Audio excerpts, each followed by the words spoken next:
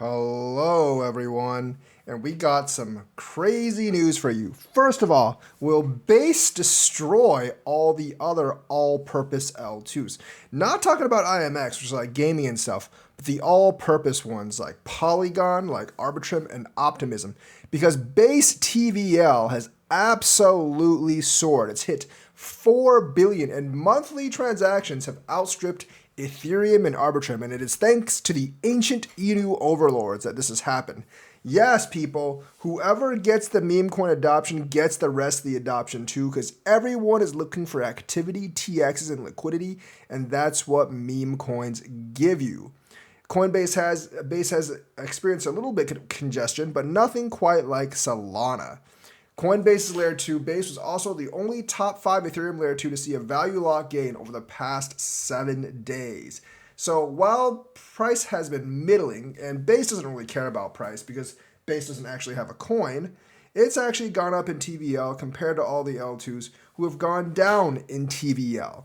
So they've actually seen their TVL surge by more than 13% in the past week to surpass 4 billion.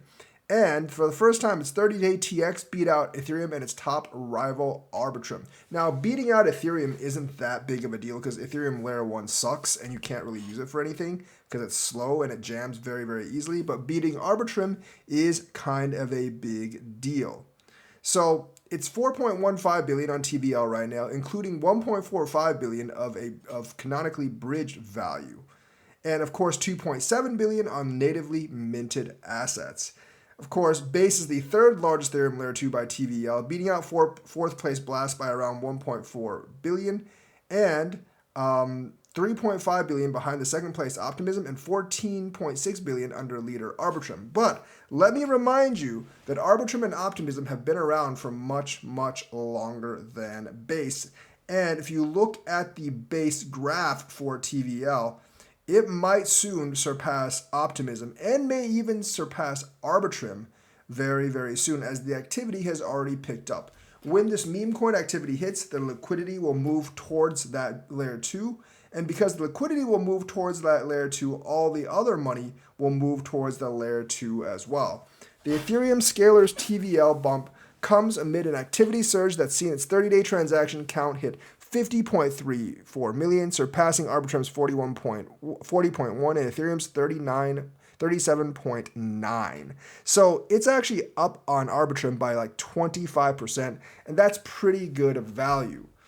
Base's average daily transactions per second jumped by 29.7% over the week, and over the past day has averaged 35.19 TPS, higher than the combined TPS of rival Layer 2 Arbitrum and Ethereum, which saw respective scores of 16.61 and 13.91. So basically, the meme coin activity has somewhat switched from Solana to Base, although a lot of it does still ride on Solana. I do think the current Solana slowdown will probably benefit Base as well, as more people will move to Base, assuming that Base doesn't have slowdowns or the fees don't skyrocket, which we know even after the Denkin upgrade, sometimes Layer 2s do tend to do that. So Base could eventually drown out all the other Layer 2s unless the other Layer 2s actually do something. Because even though Arbitrum and Optimism is clearly ahead of Base, Base does have the momentum right now, and it has Coinbase. And you know, Coinbase coins are much more likely to get listed on Coinbase, well, because they're Coinbase, obviously.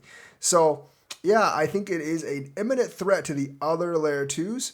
And because Base doesn't have a coin, it doesn't give me anything to actually invest in right now, which makes me feel not so great if I'm holding Arbitrum, Polygon, or Optimism, because Base could drown out those projects over time and leapfrog them. And you can't switch investment from those L2s to Base because Base doesn't have a coin. So it kind of leaves the L2 investors in a tough spot. You could buy coins on Base, but many of them are meme coins. And yes, during the bull run, meme coins are going to continue to be one of the highest ROIs as long as the bull run is on. And that could last for another year, year and a half. We don't really know But right now, yeah, Base is really, really growing. And the other L2s aren't growing quite as fast. And of course, Base isn't going to have much trouble with the SEC itself because it does not have a coin. So think about that a little bit if you're invested in Ethereum Layer 2. Ethereum Layer 1 probably won't be affected because it's still the base chain, although more and more people hopefully will be moving to Layer 2 because the base layer of Ethereum is pretty much completely unusable for any kind of large scale project. So that's what we have on Base right now. Now we have two new big updates for Cardano, and Charles seems to be upset by BitBoy posting that Cardano is dead. Now, first of all, I have to say, why the hell would you care about what BitBoy says? You know he's generally wrong most of the time. I mean, who cares? He is basically saying Cardano's dead because price has not gone up in a while, but we really haven't hit the crux of the bull run yet, and Cardano's still developing its ecosystem, so I wouldn't worry too much about Cardano until we hit that crux. However, like I said, I think Charles himself is causing a lot of this by not getting USDC. I don't really know what's going on there between Charles and Circle. I mean, a lot of people says like he doesn't want to pay Circle to play, but sometimes it is pay to play, and you got to realize that Circle doesn't need you. You need Circle at this point just for liquidity. Because, yeah, USDM is cool and all, but it's going to take years for USDM to have any effect on price because you don't have the amount of minted coins and you don't have the liquidity, whereas USDC is plug and play, and those two are very, very different from each other. So that's something that he's got to realize. But aside from that, like I said, why would you even bother with what BitBoy's saying? Who cares what BitBoy says, man? What he says is completely irrelevant. But Cardano does have two major updates coming in its timeline.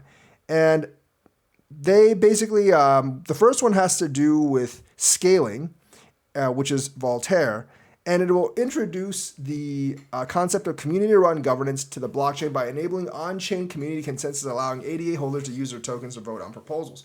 Now, as soon as this one comes, someone should put up the proposal that, hey, let's just pay Circle the $7 million that they want to bring USDC onto our ecosystem. Yes, I know it's like, oh, but it has like, maybe a centralized operator and it can claw back, but that's just abiding by the regulations. And first of all, and clawbacks can always be written into smart contract code. So if you want the Cardano ecosystem to grow, I think as soon as you get this Voltaire thing, you should actually put that up for a vote, and I do believe people will actually vote for paying for USDC. And the clawback only applies to USDC, doesn't really apply to, I don't think, any of Cardano's other stuff.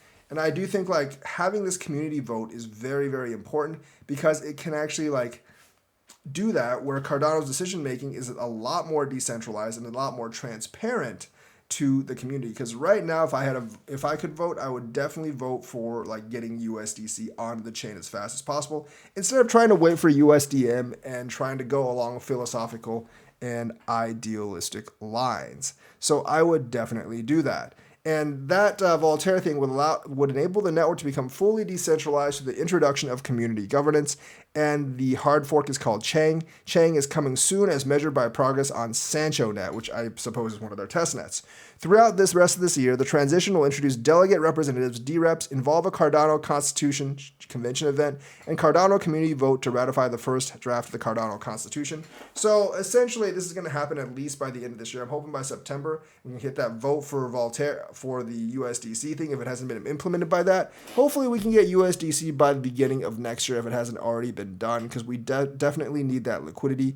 Because right now, the reason the price hasn't gone up like Solana is because we don't have that liquidity, and people don't really want to make projects on Cardano at this point. It's not really because of Haskell, it's because we lack the liquidity, and you can build projects on Cardano without Haskell. The other thing is called the Ouroboros Leos, and that's more of a consensus thing. And it moves one step closer in solving the blockchain trilemma. Ouroboros Leos is a new version of the proof-of-stake consensus model designed to increase throughput, scalability, and transaction speed for Cardano while maintaining the current level of decentralization. Hutchinson's comments came in response to an April 7th video from BitBoy, who was contemplating whether Cardano is dead. Look, people, just because a coin's price hasn't moved for a couple months does not actually mean it's dead. You got to wait for 1 year, one cycle or 4 years before you decide a coin is dead. If the coin hasn't hit a new all-time high in the last cycle, which is 4 years, then you can kind of talk about it being dead. But as long as it hits a new all-time high every 4 years, then it is not dead. Of course, BitBoy is comparing Solana to a Cardano to Solana, Sui, and Toncoin.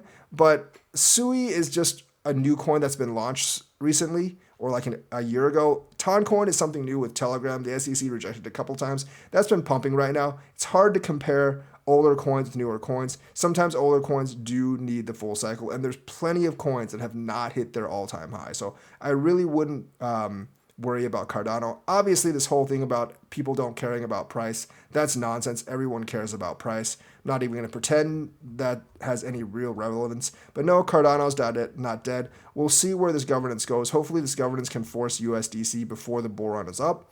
And we'll be good. So that's the news for today. Let me know what you think. Like and subscribe. Hit that bell notifications button. Thank you and have a nice day.